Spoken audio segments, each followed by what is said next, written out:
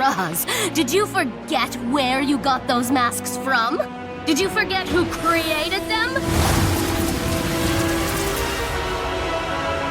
That scene you just saw, someone had asked Doc Wyatt an interesting question about how Rux was able to control those wolf mask warriors in that final scene, especially one of the main characters, obviously being Cinder. Let's get on with the first question, obviously question 1 and question 3. How was Rux able to control Cinder when she turned all the masks red during the end of episode 19? He had used the mask enough times that it was sort of already engraved in him. He knew obviously how to do the martial art. That's what Doc Wyatt is obviously referring to.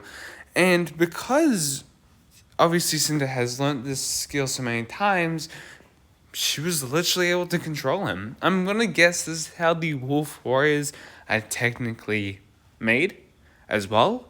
Because they would have known the martial art, and that's hence why they followed in this dark art. And it is really cool. Rux does say after that particular scene, Lord Roz didn't even scratch the surface of what he could do with the Wolf Warriors. So that's also interesting to know. But Rux just being able to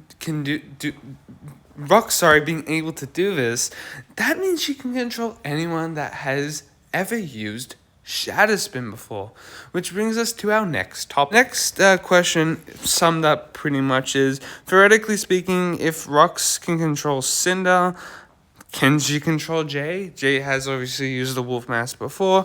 Doc Wyatt replies with anyone who used the mask enough times, which is interesting. So we've only technically seen Jay use it once, and we don't know what he's done off screen with it. So it does beg the question, is Jay still shattered?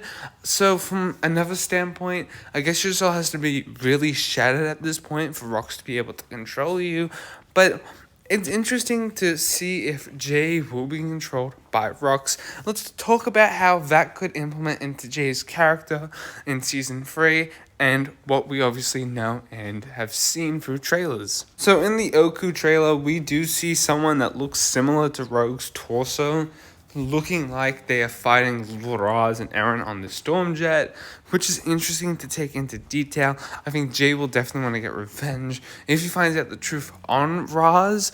But still, again, if Rux can have true power on top of Jay, she could be using him to go after Roz. She could even give Jay the memories he needs back. That's also interesting. So why you're seeing Jay with red eyes typically right now here is because when Cinder was being controlled, he had these red eyes like Shadow Spin. So that's why Jay here has red eyes, is what I'm trying to also show as well. And plus, it is really hard to see that Rogue is on that jet trying to take down Roz and Eren. So it is something I find interesting. Instead of maybe getting the Forbidden Five to go after Roz, why not get Jay? Someone who really wants to get revenge. Send him out and let the Forbidden Five deal with it. I feel like it sounds more typically smart, because realistically, I feel like the Forbidden Five only think that the ninja will stand a big threat compared to Roz and Eren. Why not just throw Jay there? Because who knows? And this could deal with the rumors that Jay becomes a Forbidden Sixth member. The sixth member of the Forbidden Five. But that will happen, because Forbidden Five perfectly sings. But still, I'm interested to see where Jay's character will go in this season. We've spoken a lot about that. I think just the idea of Rux being able to control him brings a new element into it. I stated before in several other videos that maybe Nia making a wish to Ericor could be the way Jay gets his memory back. But if the Forbidden Five just gave Jay his memory back, it would be something that is unstatable. I think Jay would definitely want to listen to them and say, yeah, I will kill Roz for you. That I feel like that's something that would make sense in this arc. It would make sense for Jay next to go after Roz, intentionally, not just for himself, but for another group.